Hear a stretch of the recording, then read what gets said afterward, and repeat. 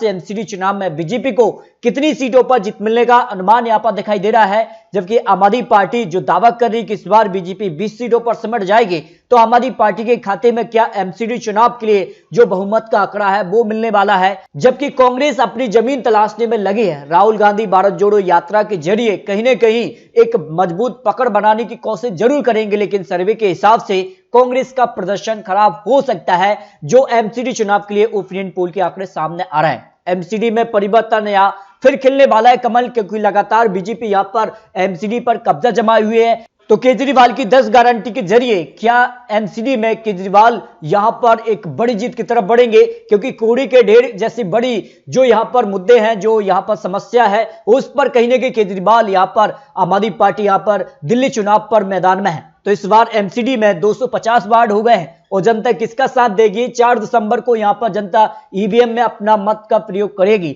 लेकिन इससे पहले जो सर्वे के आंकड़े सामने आ रहे हैं उस हिसाब से एमसीडी में बड़ा उलटफेर होने की संभावना यहां पर ओपिनियन पोल ने लगाई है। एमसीडी में फिर खिलेगा कमल या फिर वनवास स्वर गई आम आदमी पार्टी या फिर कांग्रेस की वापसी होगी, क्योंकि 4 दिसंबर काफी महत्वपूर्ण है। भारत जोड़ो यात्रा के जरिए कहीं ना कहीं एक साफ संदेश राहुल गांधी यहां पर देते नजर आए हैं। अब गुजरात चुनाव और हिमाचल प्रदेश एमसीडी चुनाव पर इसका कितना असर देखने को मिलेगा, यह काफी महत्वपूर्ण होगा कि भारत जोड़ो यात्रा का कितना फायदा राहुल गांधी को मिला है। तो दिल्ली के लिए कौन जीतेगा एमसीडी चुनाव, क्योंकि लगातार बीजेपी यहां पर सरकार में है। और यहां पर बात की जाए तो जिस कहा से यहां पर अब आम आदमी पार्टी दावा करे कि इस बार आम आदमी पार्टी एमसीडी में कुछ नया करेगी, क्योंकि लगातार बीजेपी यहां पर चुनाव जीतती रही है। एमसीडी चुनाव के 2012 के नतीजों की बात की जाए तो 272 वार्डों पर चुनाव था, लेकिन अब जो है 250 वार्डों पर ही यहां पर एक नगर निगम पर वोटिंग होगी। तो जब बीजेपी ने 142 सीटों पर जीत हासिल की थी, कांग्रेस ने 74 सीटों पर जीत हासिल की थी, जबकि अन्य उम्मीदवार ने यहां पर 56 सीटों पर जीत हासिल की थी। जबकि 2017 के आंकड़ों की बात की जाए तो बीजेपी ने 181 सीटें और आम आदमी पार्टी 49,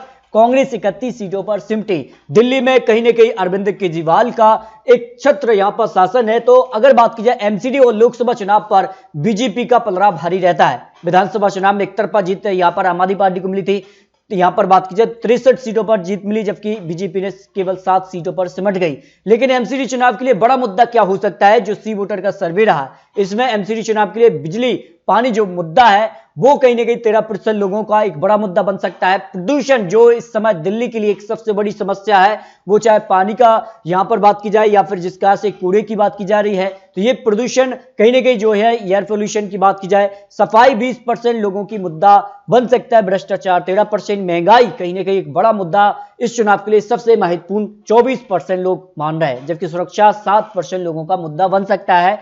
जो यहां पर बात की जाए तो यहां पर एमसीडी चुनाव के लिए सर्वे है। गुजरात के साथ एमसीडी चुनाव से केजरीवाल को फायदा या नुकसान, क्योंकि लगातार यहां पर जो माना जा रहा था कि केजरीवाल यहां पर जिस काल से यहां पर गुजरात दौरे पर हैं, तो अब एमसीडी चुनाव दिल्ली में भी हैं, तो अपना यहां पर दिल्ली बचाने के अलावा गुजरात चुनाव जीतने का एक कहीं ना कहीं एक बड़ा यहां पर फायदा या नुकसान किसे हो सकता है। तो फायदा कहने वाले 52%, नुकसान कहने वाले 48% लोग आ जाते हैं। देखिए, प्रदूषण की समस्या के बीच एमसीडी चुनाव में आम आदमी पार्टी को कितना नुकसान हो सकता है, क्योंकि ये समस्या दिल्ली के लिए लगातार बनी हुई है। जिस यमुना की बात की जाए या फिर जिस कार से यहां पर कूड़े की ढेर को लेकर बात की जा रही है, जल प्रदूषण की समस्या हो या फिर एयर पोल्यूशन की बात की जाए यहां पर, तो काफी ये बड़ा मुद्दा यहां पर बना हुआ है। तो 60% लोग इसको यहां पर आम आदमी पार्टी को नुकसान के तौर पर देख रहे हैं, जबकि नहीं के तौर पर 40% लोग यहां पर देख रहे हैं। यमुना साफ नहीं होने का जिम्मेदार कौन है, क्योंकि दिल्ली सरकार जब भी यहां पर चुनावी मैदान में होती है तो ये जरूर यहां पर वादा करती है कि इस बार यमुना जी को यहां पर साफ करने का काम वो करेंगे, लेकिन अब तक ये काम नहीं हुआ है। तो दिल्ली सरकार इसके लिए 58% यहां पर जिम्मेदार है। एमसीडी यहां पर 42%। एमसीडी चुनाव के लिए मनोज सिसोदिया पर शराब घोटाले का आरोप एमसीडी में मुद्दा बनेगा, हाँ कहने वाले 64%, नहीं के तौर पर देखते हैं 36% लोग आ जाते हैं। तो इस तरह से एमसीडी के लिए कुछ महत्वपूर्ण सवाल। अब बात करते हैं एमसीडी चुनाव में किसे कितना वोट शेयर जा सकता है, जो ओपिनियन पोल सी वोटर के हिसाब से सामने आ रहा है 250 वार्डों के लिए।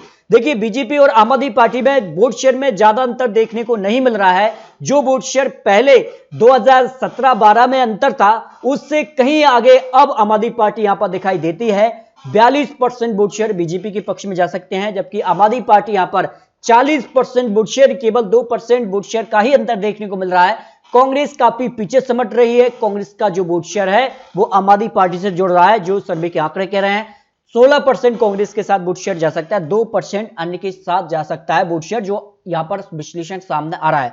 अब वोट शेयर के अनुमान से अगर 250 सीटों के आंकड़े आपको दिखाएं तो फिर बीजेपी यहां पर 118 से 138 सीटों पर आ रही है, यानी एमसीडी चुनाव के लिए सबसे बड़ी पार्टी बीजेपी बन रही है। लेकिन आम आदमी पार्टी भी बिल्कुल करीब यहां पर दिखाई दे रही है, 104 से 124 सीट आम आदमी पार्टी बीजेपी एमसीडी चुनाव में कड़ी टक्कर देखने को मिल सकती है, जो सी वोटर का ओपिनियन पोल सामने आ रहा है। कांग्रेस यहां पर 4 से 12 सीटों पर ही सिमट रही, क्योंकि ज्यादा कुछ फोकस यहां पर कांग्रेस ने यहां पर एमसीडी चुनाव के लिए नहीं किया है राहुल गांधी भारत जोड़ो यात्रा में, जबकि कांग्रेस के कुछ बड़े दिग्गज नेता वो कहीं ना कहीं एमसीडी से ज्यादा यहां पर आगे देखने को नहीं मिले, जिससे कहा से सक्रिय तौर पर नजर नहीं आए। तो अन्य की बात की जाए तो 0 से 4 सीट अन्य के पक्ष में जा सकती हैं।